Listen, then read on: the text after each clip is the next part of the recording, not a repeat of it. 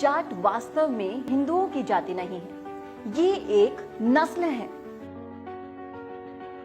मोहम्मद गजनी ने जाटों को खुश करने के लिए साहू जाटों से अपनी बहन का विवाह किया था। अरब की हिफाजत के लिए जाटों का सहारा लिया गया था।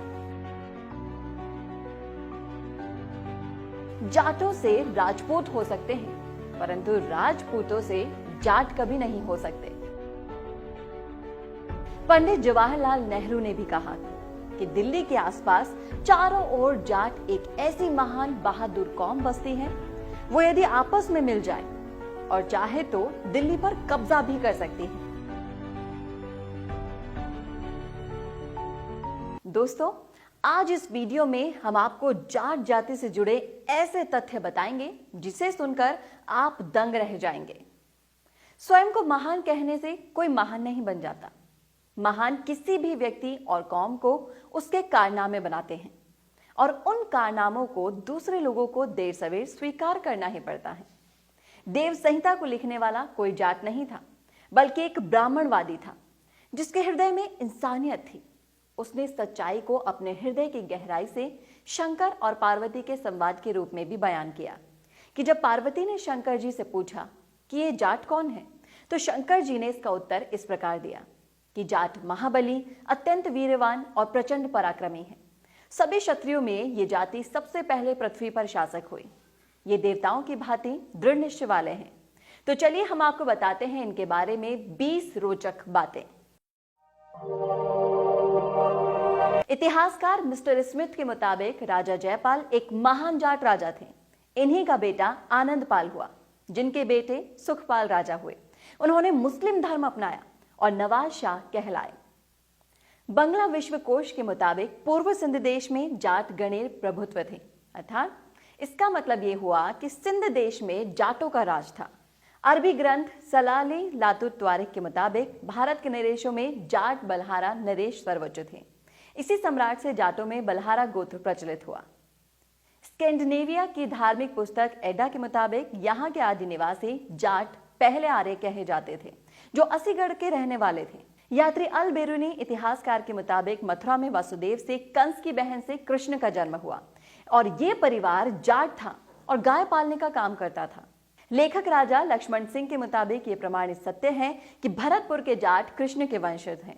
इतिहास को देखा जाए तो ये जानने को मिलता है कि कालांतर में यादव अपने आप को जाट कहलाते थे, जिनमें एकजुट होकर लड़ने और काम करने की प्रकृति थी, और अहिर जाति का एक बड़ा भाग अपने आप को यादव कहने लगा था। आज भी भारत में बहुत अहिर हैं जो अपने आप को यादव नहीं मानते, बल्कि ग्वाला वंशी मानते हैं।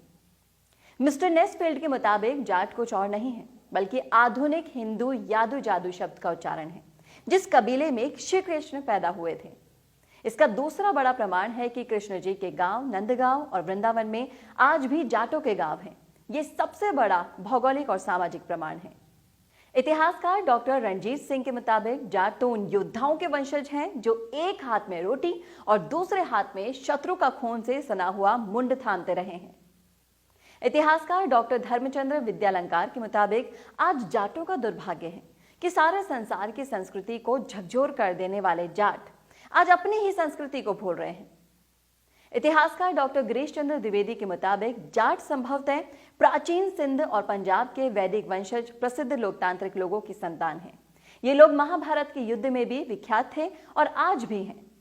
स्वामी दयानंद महाराज आर्य समाज के संस्थापक ने जाट को जाट देवता कहकर अपने प्रसिद्ध ग्रंथ सत्यार्थ प्रकाश में संबोधन भी किया है। देवता का अर्थ है देने वाला।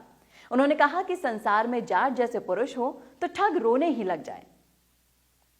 प्रसिद्ध राजनीतिज्ञ और हिंदू विश्वविद्यालय बनारस के संस्थापक महामहिम मदन मोहन मालवीय ने कहा कि जाट जाति हमारे राष्ट्र की रीढ़ है। भारत माता को इस वीर जाति से बड़ी आशाएं हैं।